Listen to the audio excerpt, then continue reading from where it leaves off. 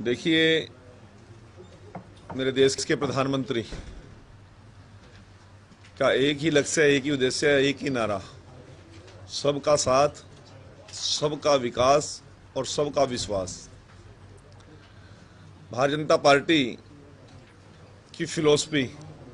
अंतिम पायदान पर जो व्यक्ति खड़ा है उसको भी संपूर्ण सुविधाएं मिले, आर्थिक तौर पर, सामाजिक तौर पर, शैक्षणिक तौर पर सभी को समान रूप से ताकत मिले। इस सोच को लेकर अंत्योदय के लक्ष्य को हमने हासिल करने की जिस मकसद को लेकर, जिस उद्देश्य को लेकर हम चले थे, उसको हमने पूरा करने का और एक कदम बढ़ाया है। और वो कदम नायब सिंह सैनी जी की सरकार का एक ऐतिहासिक कदम, जो वर्षों वर्षों से शोषित, पीड़ित और सभी संसाधनों में पिछड़ रहे समाज डीएससी वर्ग को चुनाव से पहले घोषणा की, सुप्रीम कोर्ट के आदेश के अनुसार की, और उन घोषणाओं में ये कहा कि यदि हमारी सरकार बनेगी तो हम अनुसूचित जाति वर्ग में भी वर्गीकरण, नौकरियों में और शिक्षा में हम पहले से दे रहे थे, नौकरियों में भी देने का काम करेंगे। और हरियाणा की जनता ने और ख़ास तौर से डीएससी वर्ग ने एक ऐसा ऐतिहासिक कदम उठाया जो केवल पहले छिप छिपा के किसी भी दल को वोट दिया करता था, वो दल उसका एहसान मानता था, नहीं मानता था, शायद पता भी नहीं लगता था। वो वर्ग एकदम से यू टर्न लिया, सड़कों पे आया और हरियाणा प्रदेश के अंदर तीसरी बार भारतीय जनता पार्टी की सरकार, नायब सिंह सैनी जी की सरकार बनाने का काम किया और ऐतिहासिक बहुमत के साथ किया। उस डीएससी वर्ग के बात को रखते हुए माननीय मुख्यमंत्री जी ने पहली कैबिनेट में पहली ही कलम से डीएससी वर्ग के आरक्षण को देने का जो घोषणा की थी, वो पहली ही कैबिनेट में 18 अक्टूबर को उसको लागू करने का काम कर दिया। और उसके बाद विधानसभा के अंदर भी मुख्यमंत्री जी ने जिस प्रकार से जोरदार तरीके से डीएससी वर्ग की वकालत की, ये एक ऐतिहासिक दिन था। और आज सीईटी की भर्ती, जो हमारी ग्रुप डी की भर्ती होने जा रही है, जिसके अंदर लगभग 7,596 पोस्टें टोटल हम निकालेंगे और सभी वर्गों का समान रूप से आरक्षण देते हुए जिस प्रक्रिया सीईटी की है, उस प्रक्रिया को आगे बढ़ाते हुए डीएससी वर्ग को लगभग 605 और ओएससी वर्ग को 604 पोस्टों के साथ जो हमारा 20% आरक्षण है टोटल, उसका डिस्ट्रीब्यूशन करने का हरियाणा की सरकार ने फैसला लिया है। मेरे पास शब्द नहीं है कि मैं हमारे मुख्यमंत्री जी का किस प्रकार से आभार प्रकट करूं, हमारे केंद्रीय नेतृत्व का आभार प्रकट करूं, और अंत्योदय का जो नारा दिया पंडित दीनदयाल उपाध्याय जी के चरणों में किस प्रकार से मैं अपने श्रद्धा सुमन अर्पित करूं। ये एक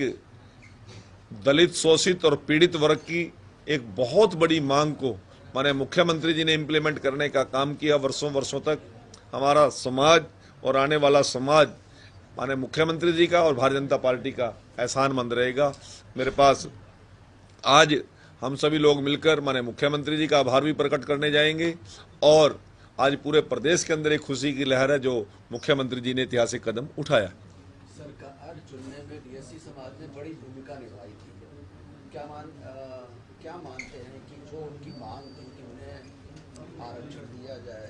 एक प्रतिनिधि सरकार में दिया जाए, क्या मानते हैं कि उससे अब उनके समाज का सामाजिक न्याय हो जाएगा? बिल्कुल। अन्य सरकारें तो आज तक हौसला ही नहीं कर सकी। पहली बार 2020 के अंदर शिक्षा में वर्गीकरण का लाभ मनोहर लाल जी ने दिया, परंतु उस समय एक टेक्निकल प्रॉब्लम सुप्रीम कोर्ट के अंदर ये विषय पेंडिंग था, रोजगार वाला। परंतु दुख की बात तो ये है कि जब 2004-05 के अंदर कुछ लोग कोर्ट में गए, जो 1994 को से हमें वर्गीकरण का लाभ मिल रहा था,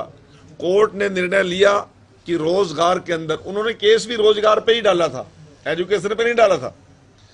और हाई कोर्ट का फैसला आया कि रोजगार पे हम इसको वर्गीकरण पर स्टे करते हैं। परंतु हुड्डा सरकार ने तो कमाल कर दिया, कोर्ट ने स्टे दिया, कोर्ट ने रोक लगाई रोजगार पे, उसने एजुकेशन पे भी ऑटोमेटिक रोक लगा दी। तो उस प्रकार की दबाव वाली सरकारों के अंदर हमारे लोगों के साथ बहुत बड़ा कुठाराघात किया था। मैं आभारी हूं मनोहर लाल जी की सरकार जब पहली बार बनी उसके अंदर भी डीएससी वर्ग को मंत्री पद में के रूप में मैं राज्य मंत्री के रूप में रहा। दोबारा जब मनोहर लाल जी की सरकार बनी, अनूप धानक जी उस समय जजपा के विधायक थे, परंतु जजपा कोटे से डीएससी वर्ग के अंदर उस समय उनको मंत्री पद मिला। उसके बाद जब वो सरकार से बाहर गए तो विशंबर वाल्मीकि जी को डीएससी कोटे से मंत्री पद दिया गया, और जब तीसरी बार सरकार बनी नायब सिंह जी के नेतृत्व में डीएससी कोटे से मुझे भी आज कैबिनेट मंत्री के रूप में मैंने नायब सिंह सैनी जी की सरकार के अंदर हिस्सेदारी करने का अवसर मिला, और जो कहा सो किया। और नायब सिंह सैनी जी, मैं हमेशा कहता हूँ, लोगों ने तो उनका सौम्य रूप देखा, हंसते हुए देखे हैं, परंतु ऐसा दृढ़ निश्चय मुख्यमंत्री,